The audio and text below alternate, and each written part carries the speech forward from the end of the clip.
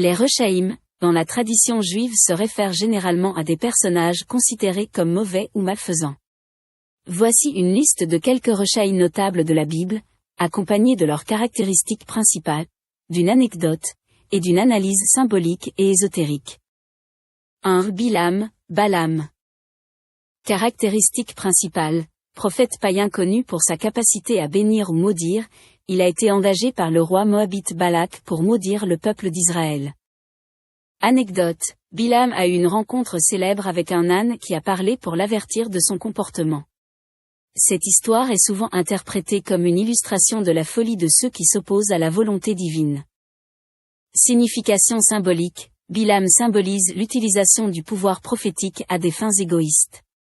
Il représente également la tentation de détourner les dons divins pour nuire à autrui. Interprétation ésotérique, dans la Kabbale, Bilam est souvent vu comme une figure qui incarne le désir de nuire aux autres en utilisant la parole, soulignant l'importance de la maîtrise de la parole et de l'intention. 2. Laban, Laban. Caractéristique principale, Laban est le beau-père de Jacob, connu pour sa tromperie et son avarice. Il a manipulé Jacob en lui donnant les conditions de travail injustes.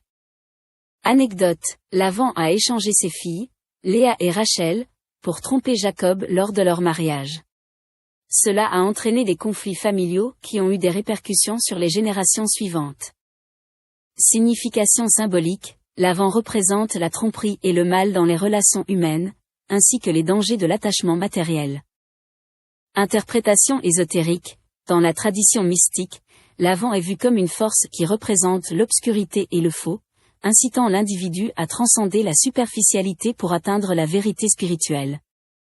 3. Ésaü. Caractéristique principale, frère jumeau de Jacob, Ésaü est souvent écrit comme un chasseur et un homme de champ.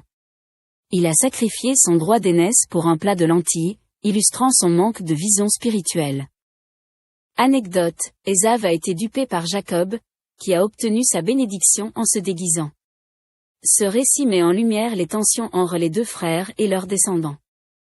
Signification symbolique, Ésaü représente la force brute et le matérialisme, en opposition à Jacob, qui incarne la spiritualité et la profondeur. Interprétation ésotérique, dans la mystique juive, Ésaü est souvent perçu comme une force de résistance à la spiritualité pure, représentant les défis que doit surmonter l'âme pour atteindre la lumière. 4. Pharaon. Caractéristique principale, le roi d'Égypte qui a asservi les Israélites et s'est opposé à Moïse et à Dieu lors de la sortie d'Égypte. Anecdote, malgré les 10 plaies qui ont frappé l'Égypte, Pharaon a refusé de laisser partir les Israélites, illustrant son entêtement. Signification symbolique, Pharaon représente l'oppression, l'arrogance et le refus de reconnaître la souveraineté divine. Interprétation ésotérique, Pharaon est souvent vu comme une incarnation d'ego et de pouvoir matériel, symbolisant les forces qui s'opposent à l'élévation spirituelle. 5. Coré. Caractéristique principale, un cousin de Moïse qui a mené une révolte contre l'autorité de Moïse et Aaron, défiant leur leadership. Anecdote, Korah et ses partisans ont été engloutis par la terre en réponse à leur rébellion, illustrant les conséquences de la désobéissance divine. Signification symbolique, Korah représente la révolte contre l'autorité légitime et les dangers de l'orgueil.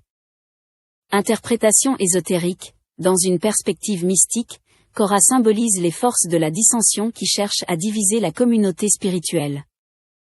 Conclusion.